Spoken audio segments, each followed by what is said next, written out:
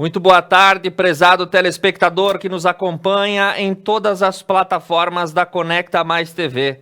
Estamos disponíveis nas mídias digitais, YouTube, Facebook e nossa homepage, ou para quem é assinante do serviço de TV por assinatura da Adil TV, nós somos o canal 8 à sua disposição e agora ao vivo com as principais notícias e atualizações para a hora do seu almoço.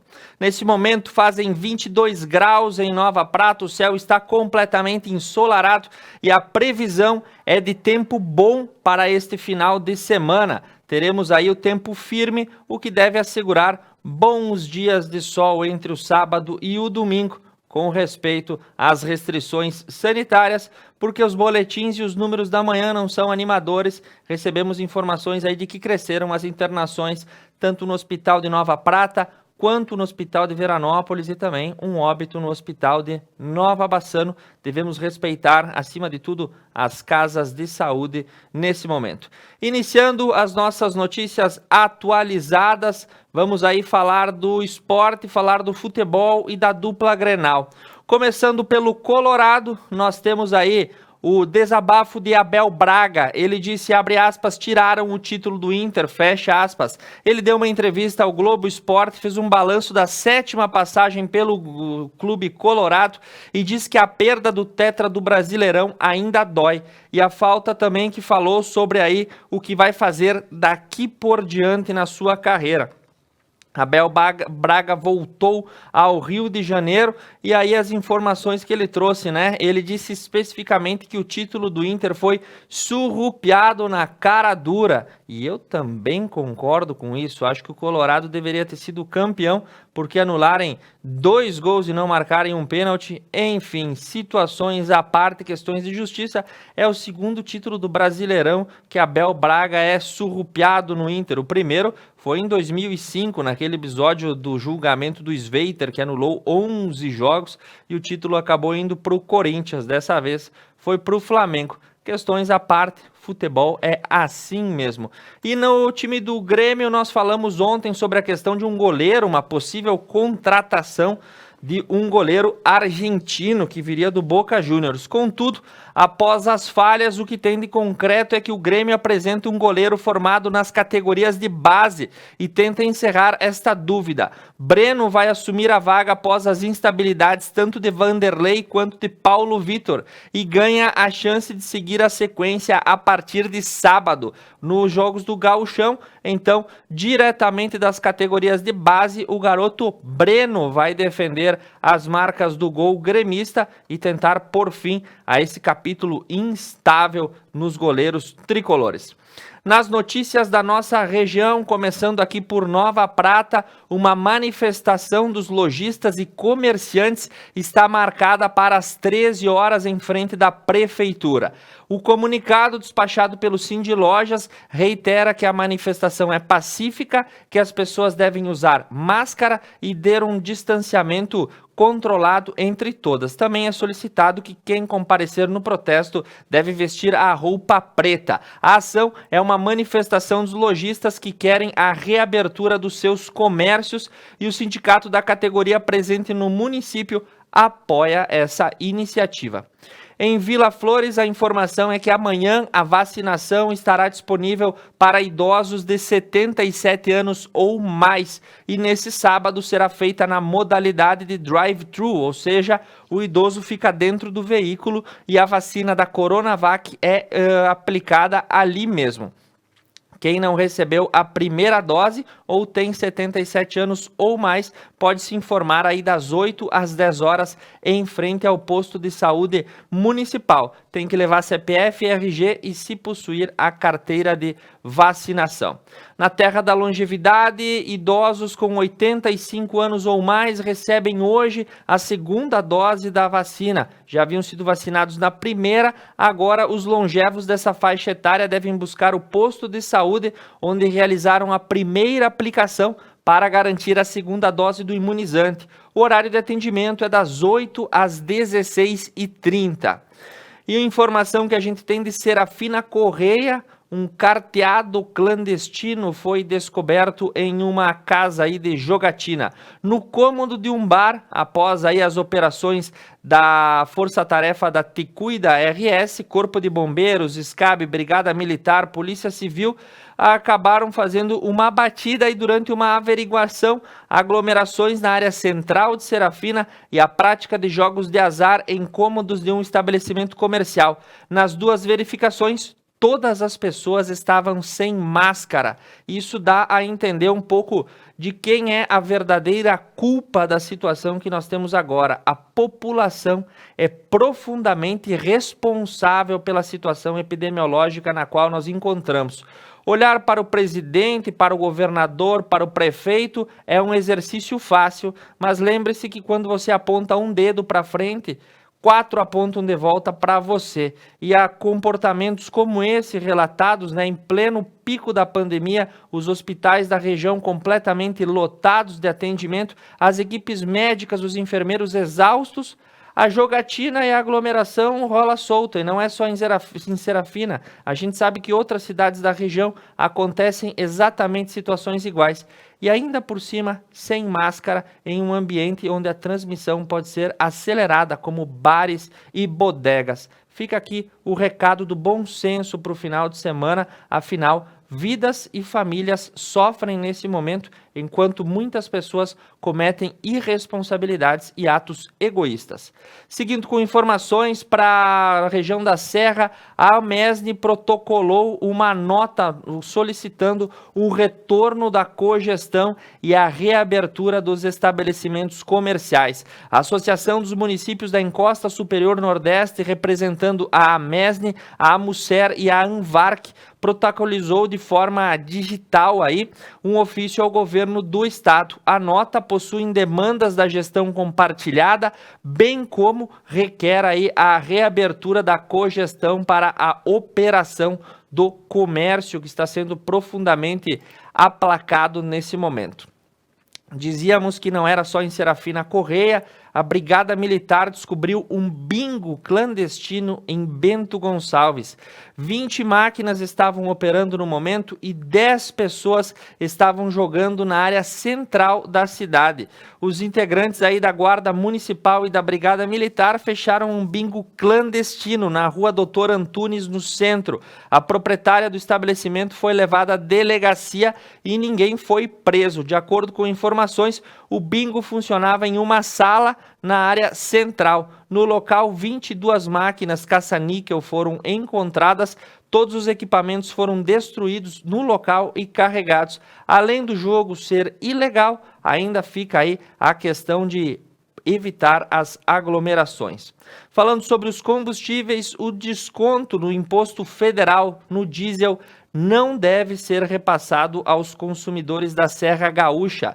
A informação do Sindipetro dispõe que postos e revendedores de combustíveis de 49 municípios da Serra reforçam que os estabelecimentos da região não devem repassar descontos nos impostos federais no diesel por considerar a devolução descabida, por já fazer o pagamento antecipado de tributos, como no biodiesel, por exemplo. De acordo com o órgão, postos de combustível não recolhem impostos diretamente, mas por meio de substituição tributária, ou seja, já foram pagos por antecipação pelas revendas. Um decreto dizia aí a suspensão dos impostos do diesel, contudo, isso não deve ser repassado por conta aí destes mecanismos tributários que no Brasil a tributação é quase um sistema para maluco entender. Agora basta saber a tabela no posto se ela vai baixar ou não, senão todas as iniciativas do governo não adiantam. E em Ibiraiaras, um alerta que é repassado a pais de crianças que se estende a toda a região.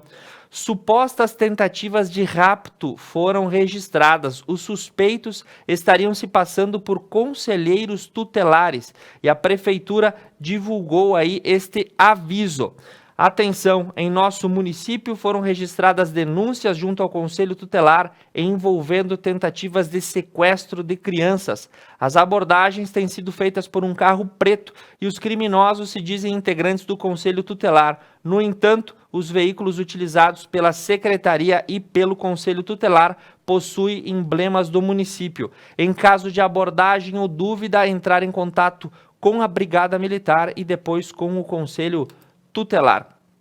Em IP, a informação que nós também recebemos é que um acidente acabou acontecendo na RS 122. A condutora, que tinha 46 anos, acabou pegando no sono e 4 pessoas da mesma família que seguiam para a Vacaria acabaram aí capotando no carro. A caminhonete que ela dirigia cruzou a pista e virou. Isso foi por volta das 16h30.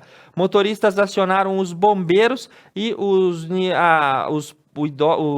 que estavam no veículo, né, acabaram sofrendo ferimentos leves e foram atendidos no local. Nenhuma vítima fatal. Informação para os consumidores da Corsã.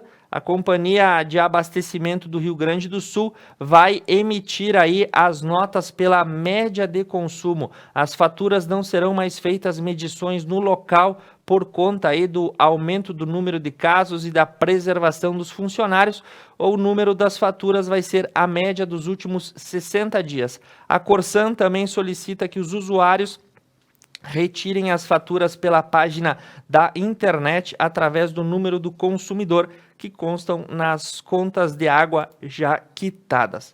Informação da segurança pública que repercute em todo o estado nessa manhã. Um dos foragidos mais procurados do estado do Rio Grande do Sul, chefe de uma facção criminosa e considerado o número 1 dos bandidos procurados no estado, foi preso nesta manhã na Operação Cidade de Deus. Ele foi preso na cidade de Itapema, mais precisamente no bairro Meia Praia, onde estava ocupando um imóvel de alto padrão à beira-mar no litoral catarinense e fazia uso de um veículo de alto valor comercial, além de estar acompanhado por seguranças durante a abordagem. O alvo é irmão de um vereador eleito no último pleito no município de Cachoeirinha, investigado pelo Ministério Público sob a suspeita de ter a sua campanha financiada pela facção criminosa, do qual o irmão acaba sendo um dos líderes. O alvo da operação possui um mandado de prisão por furto a estabelecimento bancário, além de possuir 2 mandados de prisão preventiva expedidos aí pela Delegacia de Homicídios da comarca da capital gaúcha. Ele também foi indiciado por participação em roubo e era um dos bandidos aí mais procurados, chefiando as várias facções criminosas que operam no Rio Grande do Sul. E agora um outro crime, mas esse chama atenção por ser bastante incomum. Uma família foi detida furtando peças dos trilhos de um trem na cidade de Rio Pardo. 6 pessoas da mesma família foram detidas pela Brigada Militar. Eles furtaram peças de uma ferrovia localizada no município. O flagrante ocorreu na noite da última quarta-feira na localidade de Cabral, interior da cidade de Rio Pardo. 2 mulheres de 49 e 22 anos, um homem de 22 e 3 menores de idade foram pegos em flagrante pela Brigada Militar. O grupo retirou 34 placas e 60 pregos de ferro dos trilhos do trem. A gente lembra que praticar crime contra a rede ferroviária pode ser enquadrado aí, inclusive pela Polícia Federal. Então, por mais abandonados ou obsoletos que estejam os instrumentos constantes na rede ferroviária, e na nossa região nós temos uma malha aí bastante expressiva, não pode ser levado nenhum tipo de objeto desses locais. A vacinação dos idosos acima de 78 anos na capital e na região metropolitana já começou, e o que se presenciou em Porto Alegre foram longas filas nas unidades de saúde. O alerta é que é preciso chegar cedo aos postos, pois as vacinas estão sendo garantidas para as faixas etárias alvo, né?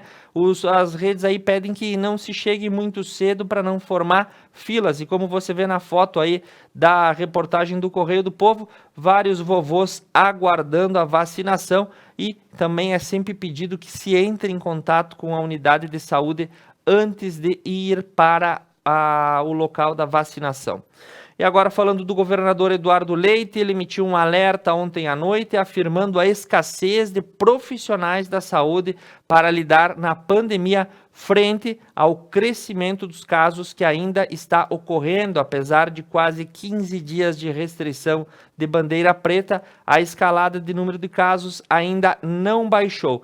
E ele disse que, abre aspas, não há profissionais da saúde em número suficiente para o crescimento sem fim. E os profissionais que operam hoje são cada vez mais raros e estão exaustos. Esse é o chamado do governador Eduardo Leite na sua fala de ontem. Contudo, de outra parte, todavia, um pedido de impeachment foi protocolado na Assembleia Legislativa no dia de ontem.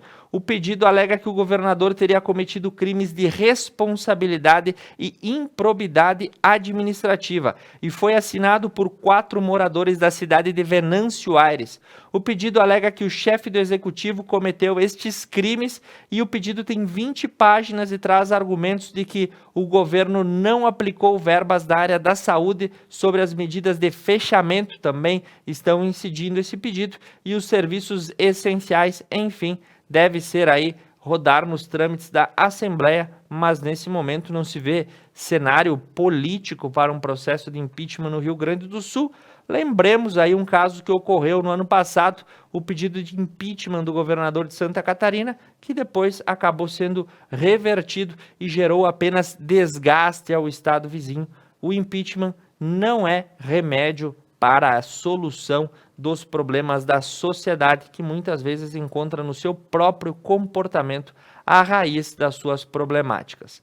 A gente termina esse primeiro bloco antes trazendo uma matéria. Tivemos protesto de comerciantes em Nova Araçá, ontem foi o dia de um protesto em Nova Bassano e hoje teremos aqui em Nova Prata, e você acompanha a nossa matéria exclusiva agora retratando as movimentações do comércio ontem em Nova Bassano. Fique conosco, após o intervalo comercial, eu trago as principais notícias do Brasil e do mundo para você. Esse é o Expresso Meio-Dia.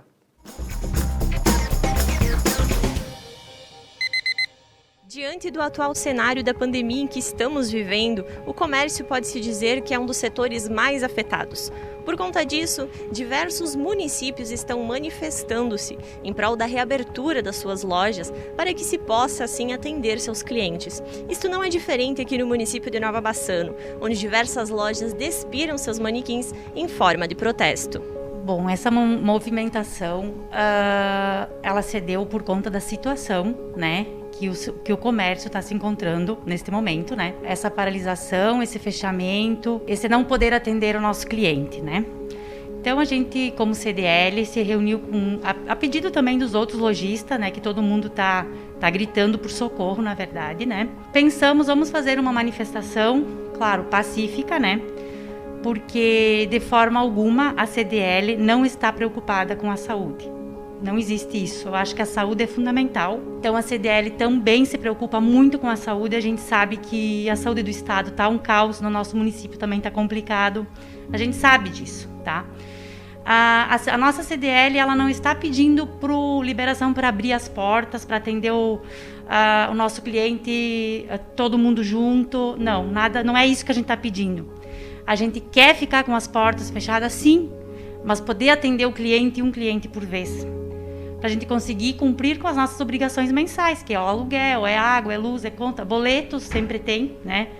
E não é só o comércio de portas fechadas, mas é aquele prestador de serviço, né? A manicure, o cabeleireiro, que também estão com as portas fechadas e muitas vezes, muitos deles precisam tirar o sustento dali e hoje não estão podendo trabalhar, né? A gente teve um número muito significativo hoje de manhã na carreata, até tá nas redes sociais o vídeo, tá? Eu acho que a grande maioria do comércio e dos prestadores de serviços vieram conosco, apoiaram essa causa, tá? Então a gente optou em despir as vitrines de todo o comércio, quem tem vitrines e a mercadoria sua exposta nas vitrines, então a gente despimos os manecos, tiramos toda a vitrine e colocamos o cartaz do nosso movimento, né? Que o comércio não pode fechar, não pode parar, né? Então, a gente colocou em todas as vitrines e tiramos toda a nossa mercadoria. Que é protesto mesmo e vai ficar até segunda-feira da semana que vem as vitrines das lojas assim, tá? Algumas lojas maiores, claro, não tiraram da vitrine, mas nem por isso não apoiaram o movimento, tá? Então, a gente teve, eu acredito que uma boa participação hoje de manhã. A gente ficou muito contente com o engajamento da população, do comércio, dos associados e não associados da CDL. Seria hipócrita da minha parte se eu não dissesse: socorro, precisamos abrir o comércio, né? Sim, a gente vai pedir que a gente precisa abrir o comércio. A gente precisa atender o cliente. Claro que dentro de todas as normas de segurança exigidas, isso a gente sempre teve desde o começo, lá em maio de 2020, né? Mas a gente também sabe que a culpa não é do comércio que está acontecendo. Porque vocês têm que concordar comigo que teve uma época que baixou, né? Nós estávamos, não tinha muitos casos, estava diminuindo tudo, né? E o comércio estava funcionando normal. Normal, entre aspas, né? Dentro da normalidade. Aí depois veio final de ano, festas comemorativas, carnaval, e o negócio despencou, né? Subiu lá para cima, né? Então, gente, eu acho que a culpa não é do comércio. Então, a gente pede encarecidamente, assim, para que o governador que olhe para nós. Nós não estamos aqui debatendo o decreto dele. A gente concorda, nós como CDL concordamos, porque a saúde é importante, tá? Só que a gente precisa também trabalhar. Então, assim, atendendo o protocolo, com todos os cuidados, deixar nós atender pelo menos um cliente por vez. Agendamento de hora, chega um cliente aqui na porta, eu consigo atender o cliente aqui na porta, vem pagar a conta, pagar o carnê aqui dentro da loja. A manicure pode agendar um cliente por vez, ela atende com todos os cuidados. O cabeleireiro a mesma coisa, sem ter aglomeração de pessoas. Eu acho que dá para fazer isso, com todo o cuidado. A população está consciente disso. O que não pode acontecer é o pessoal vir para o mercado, para o banco e ficar na praça, né, aglomerando. Isso eu concordo que não pode acontecer. Agora, vir fazer o que tem que fazer e ir para casa, ótimo. Eu acredito que dá para a gente fazer um trabalho. Só que para isso a gente precisa que o governador olhe para nós também. Porque, vamos se reinventar? Sim, a gente está se reinventando. Eu também tenho loja. Essa semana fiz live para poder vender, né, online, para poder juntar dinheiro para pagar meu aluguel esse mês, porque cliente na minha loja até então não tinha vindo. Então, eu acredito que a gente precisa desse socorro. Então, a gente pede, por favor, o comércio não tem culpa disso. E o comércio precisa trabalhar.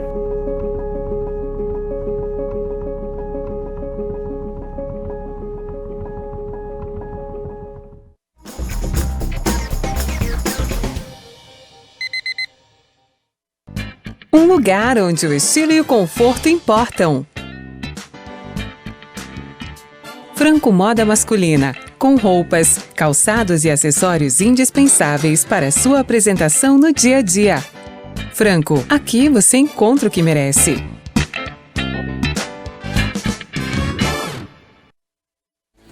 Piantari Viveiro de Mudas.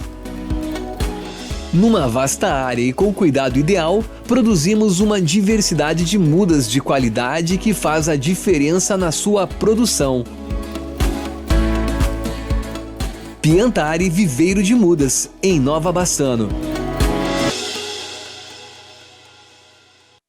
Durante os últimos meses, a Unimed tem desafiado você a mudar um hábito e encontrar a sua melhor versão. O novo coronavírus apareceu e vamos precisar do esforço de todo mundo. Por isso, a gente tem um novo desafio até tudo voltar ao normal. Fique o máximo possível em casa. Cuidar de você, esse é o plano. Unimed.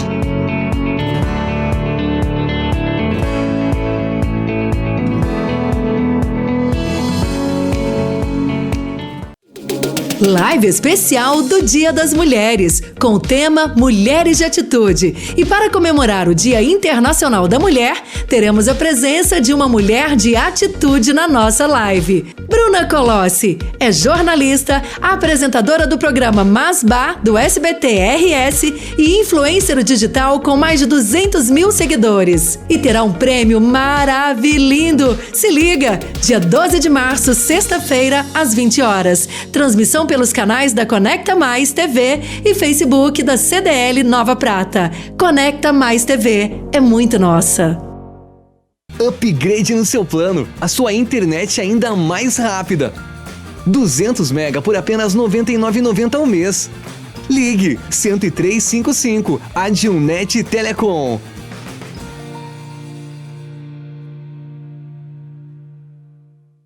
A GW Publicidade está elaborando o novo Guia Telefônico de Nova Prata 2021, sendo este o 15º ano consecutivo. Ao receber a visita de nosso representante, reserve espaço para o anúncio de sua empresa. O pagamento do anúncio só será efetuado após a publicação do mesmo. Além da versão impressa, também disponibilizamos o seu guia na versão online. Representante para Nova Prata, Júlio César Lazarotto, 99973-9993. E GW Publicidade, 3632-4001.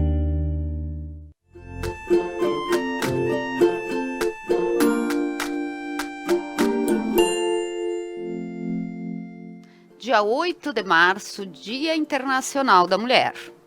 O que eu tenho a dizer a todas as mulheres? Sejam quem vocês quiserem, façam o que vocês quiserem. O importante mesmo é serem quem são e, principalmente, viverem como quiserem. Feliz Dia Internacional da Mulher!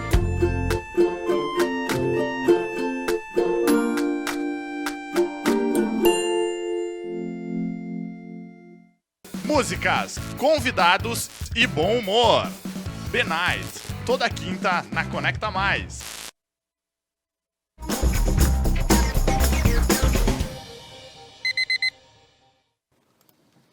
Retornando ao vivo para você que está nos acompanhando, mandando um abraço para o seu Roberto Meneghini e o seu João Luiz da Costa, que estão conectados, mandando uma boa tarde para todo mundo que está aqui no Expresso Meio-Dia ao vivo pela Conecta Mais TV. 23 graus em Nova Prata, o tempo é firme, o céu é azul e o final de semana promete ser de sol e temperatura amena em todas as cidades da nossa região. Eu começo com uma notícia que esqueci de deixar no bloco anterior, que o navegador me surrupiou a aba aqui. É do Twitter do Comando Militar do Sul. Isso porque em Porto Alegre o Exército começou a montagem de um hospital de campanha, anexo ao Hospital da Restinga, no extremo sul da capital. Quando pronto, terão mais 20 leitos para o tratamento da Covid-19. Os equipamentos chegaram na madrugada de hoje e os oficiais do Comando Militar já trabalham nesse momento na ampliação do Hospital da Restinga e a montagem do complexo do Hospital de Campanha. Outra boa notícia nessa manhã para a questão da pandemia é que a Anvisa divulgou aí a aprovação e a liberação do medicamento Remdesivir para o tratamento antiviral da Covid-19 e também deu aí o registro definitivo para as vacinas de Oxford da AstraZeneca. O antiviral é o primeiro medicamento aprovado para uso em pacientes hospitalizados. Ele não é vendido em farmácias e não substitui a vacina. E o imunizante da AstraZeneca e da Oxford é a segunda a obter o registro definitivo no país, após aí a vacina da Pfizer. Sobre o Remdesivir, algumas informações. Ele foi desenvolvido originalmente nos Estados Unidos para tratar infecções a partir do vírus Ebola, mas o uso e aplicação de forma clínica rendeu bons resultados como um antiviral. Ele é fabricado apenas por um laboratório no mundo inteiro e a questão do preço ainda é bastante discutida. Ele só pode ser usado em adultos ou adolescentes com mais de 40 quilos que estejam hospitalizados e com quadro de pneumonia. Nos Estados Unidos, ele é usado desde novembro. A Organização Mundial da Saúde desaconselhou o uso desse medicamento e ele não pode ser utilizado em paciente que está em ventilação mecânica e também não substitui o uso da vacina e ele é usado de forma intravenosa, ou seja, não é vendido em farmácias, só estará disponível na rede hospitalar, ainda não se sabe o quando. Pelas informações da página do governo, a Polícia Federal nessa manhã deflagrou uma operação chamada Ossobuco para investigar fraudes em contratos firmados entre empresas e hospitais federais sediados no Rio de Janeiro. Não há limites para a corrupção. Os recursos públicos federais sob suspeita de irregularidades somam 3,5 milhões e foi deflagrada nessa manhã crimes de organização criminosa, peculato, fraude em licitação, lavagem de dinheiro, tendo em vista o indício do uso, direcionamento e superfaturamento de contratos de empresas responsáveis pelo fornecimento de materiais e neurocirurgias e ortopedias nos hospitais cariocas. A ação conta com participação de 30 policiais federais e busca aí mandatos de busca e apreensão expedidos pela 7ª Vara Federal Criminal do Rio de Janeiro. Outra operação em comum que também ocorre nessa manhã é chamada Operação Shalom, contra um pastor que clamou por um novo holocausto. Isso mesmo, no século XXI nós temos aí esse tipo de situação. A 8ª Vara Federal Criminal Carioca deu os mandados para a operação contra um pastor aí situado, né, em Tuparandi das Horas Loures, da Igreja Pentecostal Geração de Jesus Cristo. De acordo com a Polícia Federal, ele já havia sido condenado pela prática de incitação à discriminação e agora vai responder pela prática de incitação à discriminação por preconceito. Em nota, a PF destacou que as investigações tiveram origem a partir de vídeos que o próprio pastor divulgou nas suas páginas da internet. E informação boa, um jovem foi resgatado após passar 10 dias perdido em uma mata em Santa Catarina. Ele diz que essa jovem, que na verdade é uma mulher, tem 21 anos, estava debilitada e teve que ser retirada do local por maca, através do Corpo de Bombeiros, né? Isso foi no Vale do Itajaí. Ela desapareceu em 2 de março em Blumenau e foi encontrada ontem no município de Gaspar. Segundo os bombeiros, ela estava bem, tinha picadas de insetos e não conseguia se mover por estar sem forças, né? Enfim, na última hora aí ela foi encontrada. Segundo informações, os agentes acreditam que ela ficou perdida e sem comida, mas não foi possível dizer quantos dias ela permaneceu na mata. Segundo a corporação, ela foi encontrada em uma área de difícil acesso. O que será que ela foi fazer no mato, Maria Chiquinha? Seguindo com as informações que nós temos, o INSS negou mais de 20 milhões de pedidos de auxílio-doença em 11 anos. No total, quase 40 milhões de pedidos de benefício foram encaminhados ao INSS entre 2010 e 2020. 53% desses pedidos eram por conta de auxílio-doença e 11 milhões foram negados. Essa também é uma situação que agravou bastante do ano passado para cá. E o ministro Paulo Guedes afirmou que o governo federal pretende adotar aí um seguro-emprego, ou seja, uma bonificação de R$ 500 para proteger o trabalhador formal contra a demissão. O Ministério da Economia trabalha aí na criação de mais um mecanismo que possa segurar os trabalhadores nos seus cargos formais e impedir as demissões durante todo esse ano, que será extremamente complicado, haja vista a questão epidemiológica. E por falar em questão epidemiológica, auxílio e tudo mais, foi aprovado no Congresso na noite de ontem a segunda parte da votação da PEC emergencial e o auxílio poderá voltar a ser pago rapidamente. A Câmara dos Deputados aprovou na noite de ontem. A proposta cria mecanismos de contenção fiscal, controles de despesas com pessoal e redução de incentivos tributários. Também vai permitir ao governo federal pagar um auxílio emergencial este ano, com 44 bilhões por fora do teto de gastos para mitigar os efeitos da pandemia na população mais vulnerável. Então, o auxílio emergencial voltará a ser pago a partir desta manobra constitucional aprovada pelo Congresso Nacional num momento extremamente difícil de toda a população brasileira. Outra questão que circula no STF hoje, em julgamento que está ocorrendo, é o decreto de armas publicado pelo presidente da República, que flexibilizava a aquisição de armamentos por parte da população civil. Esse decreto foi questionado por partidos políticos e ONGs e foi colocado aí sobre o crivo do exame constitucional do Supremo. O primeiro-ministro a votar foi Luiz Edson Fachin e ele disse que esse decreto é inconstitucional, ou seja, não pode ocorrer. Fachin defendeu em seu voto que diversos dados técnicos e pesquisas feitas apontam que o aumento da circulação de armas numa sociedade também aumenta o número da violência e dos crimes cometidos, e que armas devem ser destinadas àquelas pessoas que têm a necessidade por questões profissionais de operá-las. Afinal, já somos um país padecendo de boa educação. Se formos um país mal educado e armado, o caos está pronto para se instaurar. E por falar em caos, veja só, né? Não há o que não haja naquelas dobradinhas do destino. A Venezuela, isso mesmo, pediu a intervenção da Organização das Nações Unidas no Brasil para conter a Covid-19. Em carta, o chanceler venezuelano pede que o governo Bolsonaro reconheça a gravidade da pandemia e coordene ações com países vizinhos. Ou seja, a já famigerada e miserável Venezuela está com pena do Brasil e pediu intervenção do país a partir da ONU. Sempre tem uma surpresa e no Brasil a gente nunca morre de tédio. As notícias internacionais dessa manhã que também repercutem lá na Rússia, Alexei Navalny, o principal opositor de Vladimir Putin, disse aí que foi retirado da prisão e está com a localização desconhecida. Os advogados de Navalny descreveram uma mensagem a respeito disso na rede social.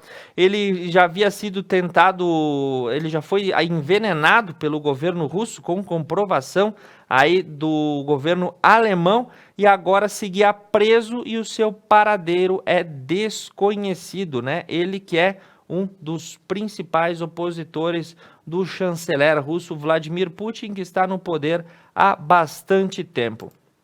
E a última notícia internacional que a gente traz para você sobre mais uma vez um crime que chama atenção e a segunda ocorrência em menos de 15 dias.